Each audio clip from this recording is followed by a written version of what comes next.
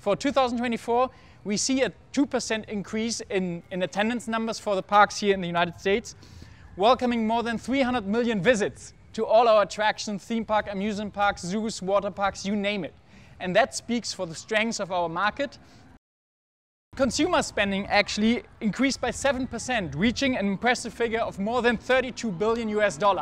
And that alone is such a strong number in terms of economic impact for the travel industry, but also for the regional parks where we grow really the regions around those attractions. Inclusiveness lies at the heart of what we do as a business, because we want to provide fun for everyone being able to experience attractions together. Many parks actually are now autism certified, some of the Merlin properties, including the Legoland attractions, and that speaks for the fact that we want to welcome each and everybody to our park and offer them the same great experience. The parks working in Florida and elsewhere in the country, they have the best interest in keeping their guests and their operations safe, and they're truly professionals in doing that. And I was lucky enough to see some of their operations command centers, so to say, and I can guarantee you they are prepared for everything which is coming along. And even if it's going to be a hard hurricane season, which no one of us hopes, I know we are in the best hands with those people. And I personally learned that when I was moving here, that people said when there's a hurricane, go to the park hotels because they're the safest spots in town. We forecast a 2% growth in the overall attractions industry. That corresponds to 300 million visitors this year alone in our attractions. And that is not only destinations park, like here in Orlando, but it's also those regional parks, which are majority member of us, and they really kind of cater to the audience, which doesn't maybe want to travel for a week or 5 days, but they want to have like 1 or 2 days great fun with their families, with their friends nearby.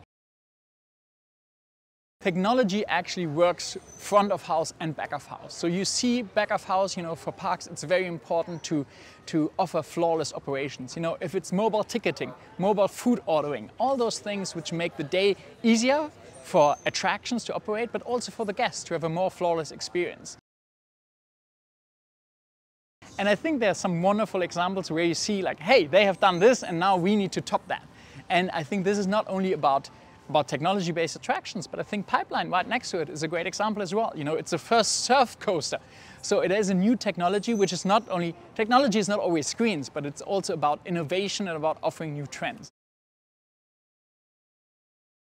We want to have fun. We want to create emotions. We want to spend time with our beloved ones, with our families, with our friends, with our colleagues. And that is something where, we shouldn't be hold of weather forecasts or whatever else. You can be assured that our parks, first and foremost, offer safe fun, so you will never be at risk if there is a hurricane. But more important, also, even in difficult weather conditions, they still offer a great day out. And that is something which we are very strong in. There's so many indoor attractions here in town, and many of those parks offer actually also great indoor experiences. And I think that is where it's key. Even if it's raining or if it's hot, you will always find enough things to create those memories which last for a lifetime.